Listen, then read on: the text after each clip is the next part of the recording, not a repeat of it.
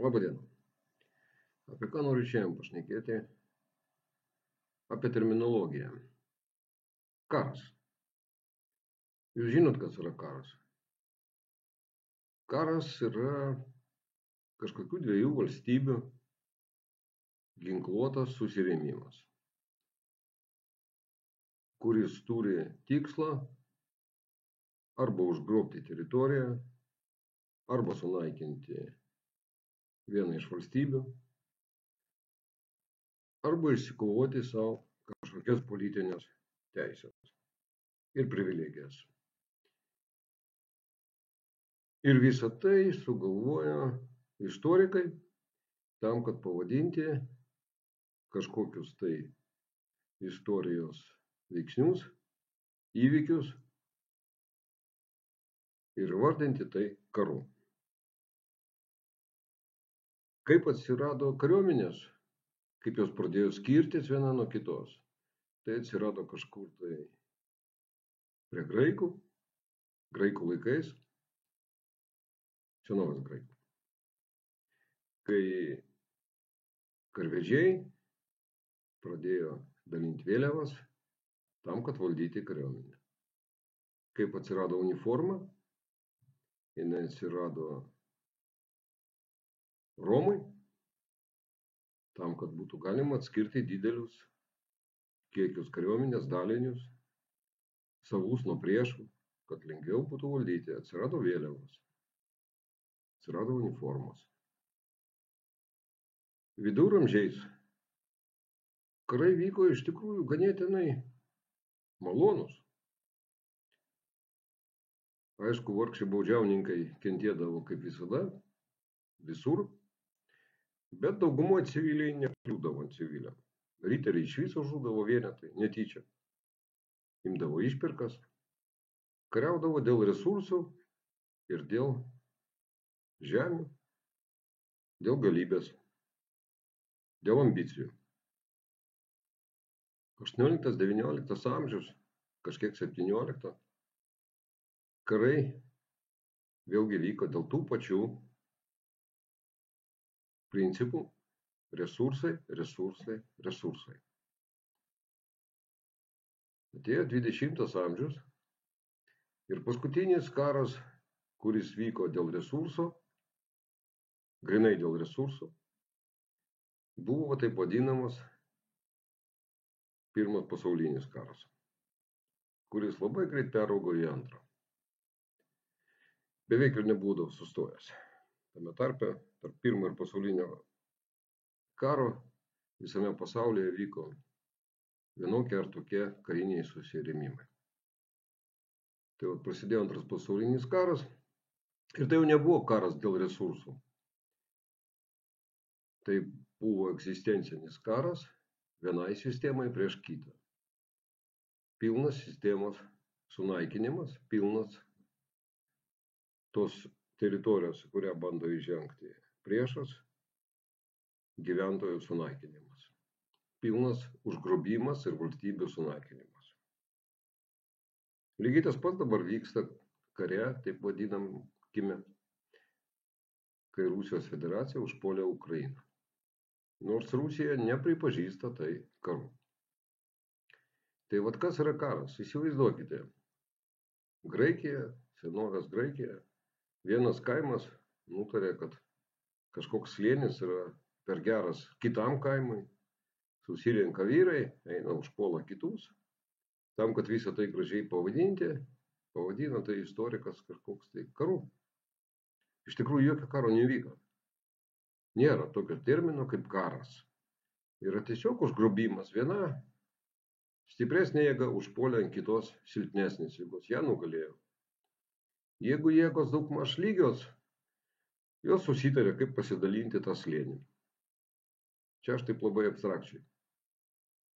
Tai vat karas yra tiesiog grobimas. Stipresnė, silpnesnė. Viduramžiai sugalvojo riteriai, karaliai, taisyklės kai kokias. Kad nereikia žudyti riterių, nes jie turtingi, jie gali sumokėti išpirką. Nes kariauja iš tikrųjų visi dėl pinigų, dėl resursų. Ir taip atsirado reguliariai, po to transformavosi į reguliarią kariuomenę, kuri turėjo uniformą, taip atsirado kombatantai ir nekombatantai. Ir vėl viskas karas, kuris nelabai lietė civilius gyventojus. Būdavo, aišku. Bet egzistencinio karų nevyko. Vyko karai dėl resursų. Nežudė vienas kito žmonės tam, kad išnaikinti tautas, tam, kad sunaikinti viską, kas jose yra. Buvo mongolai, kurie puolė visą pasaulį, jeigu jų nebūtų taip susiklostę, kad jie per daug užsimoja, jie būtų paėmę ir Europą gal. Jie naikino visus, kas jiem priešinosi. Bet galų gale jie asimiliavosi į visas tautas, kurias jie užkariavo. Ir taip ir išnyko. Nebuvo egzistencinio karo. Atrodo, Klausovicas gal apsirinko, pasakė, kad karas yra politika kitom priemonėm. Ne, nesutinku. Tai yra tiesiog plėšimas, kai dvi šalis viena su kita nesutarė, kaip jos prekiaus. Ką jos darys? Yra taisyklės tarptautinės, taip vadinamos Ženevos konvencijos, jungtinių tautų taisyklės, įstatymai, kurie nurodo, kad civilių naikinti negalima, kad negalima naikinti infrastruktūros civilinės, kad kariauti gali tik tai kareiviai. Kažkodėl tai vadinasi, vienas žmogus apsirengęs uniformą gali ateiti į kitą šalį ir tenai žudyti. Nesuprantu. Aš šito dalyko visiškai. Čia tas pats, kaip aš ateičiau pas kažką, tai pasakyčiau, kad aš dabar su tavim kariauju ir pulsiu jį. Bet tas žmogus žino, kad jis gali iškviesti policiją ir atvažiuos policija ir mane suims, sulaikys ir baigsis mano taip vadinamasis karas su juo. Nes yra jėga.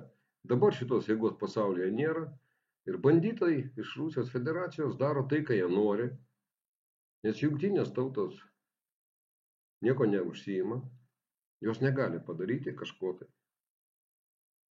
Nes jos yra suverenių šalių susibėgimas prie stalo pakalbėjimui ir sprendimus priima tik šalis, kurios turi jėgą ir galią ir svarbiausia norą arba sustabdyti kažkokius veiksmus, arba jų nestabdyti. Tai mano giliu įsitikinimu tokia terminologija kaip karas mūsų laikų yra nebepriimtina. Tai yra paprastas banditų užpuolimas ant kitų žmonių. Vienos banditų šalies užpuolimas ant kitos šalies, kuri nei jos kvietė, nei jos norėjo, nenorėjo su jais gyventi, kartu ir draugauti. Bet ta šalis kažkodėl tai tiki, kad jinai yra stipri ir jinai kovoja. Bet jinai pati net nepaskelbė karą. Tai galbūt nustokim kalbėti apie karą. Gal pakeiskime savo mintis į tai, kad nevyksta karas dabar Ukrainoje.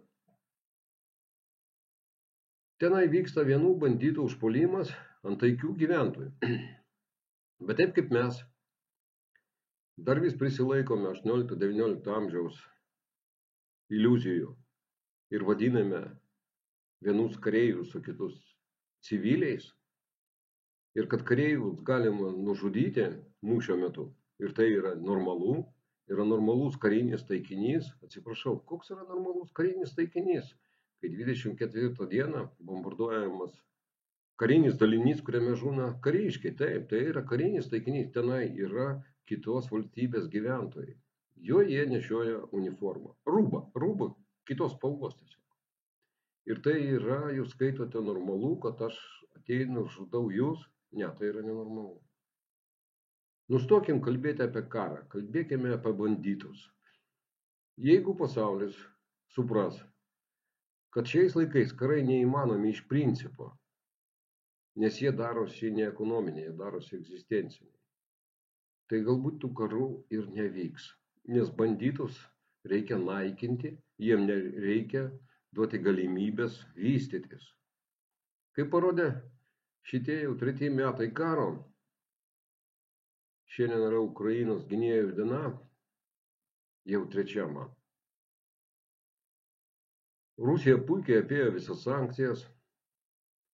Rusijos ekonomika negriūna, kaip visi tikėjosi. Rusijos liaudis neatsistojo prieš savo valdžią. Jie susitelkia ir kariauja. Jie sugeba pagaminti 3 milijonus tik artilerijos šaudmenų į metus, kai visas demokratinis pasaulis nesugeba pagaminti 1 milijono. Jie tvarkosi ir kariauja.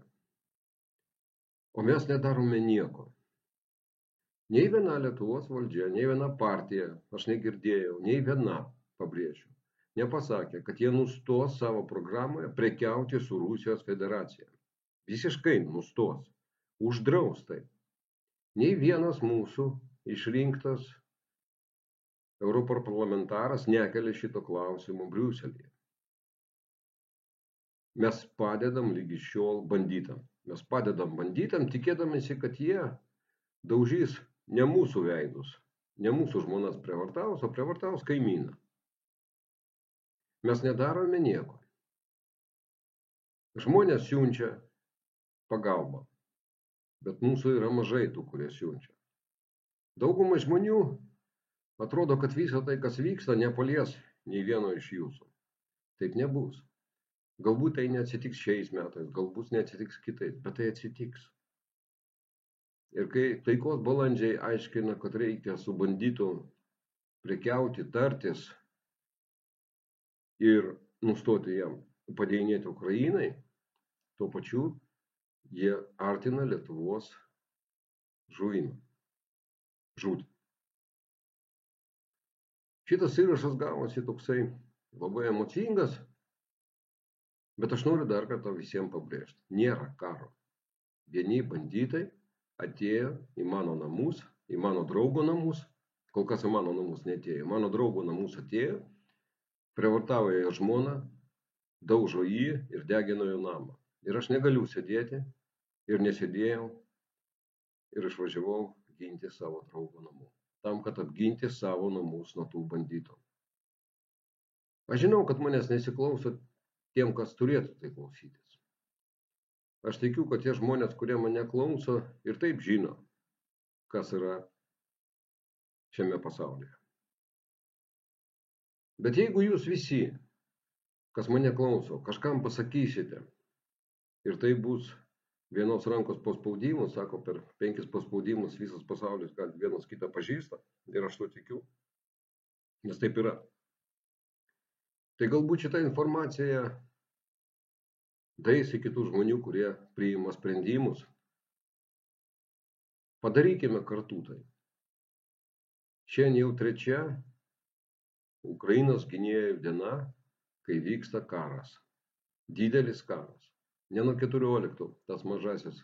Mano yra pažįstamų, kurie pyksta, kai aš sakau, kad karas vyksta 3 metus. Tas karas jisai vyko. Tie 8 metai buvo žiaurus karas, bet jis nebuvo tokio masto. Dabar Ukraina yra didžiausiam pavojuje. Dabar mes esame didžiausiam pavojuje. Jeigu Ukraina pralaimės, neduok Dieve, toliau būsime mes.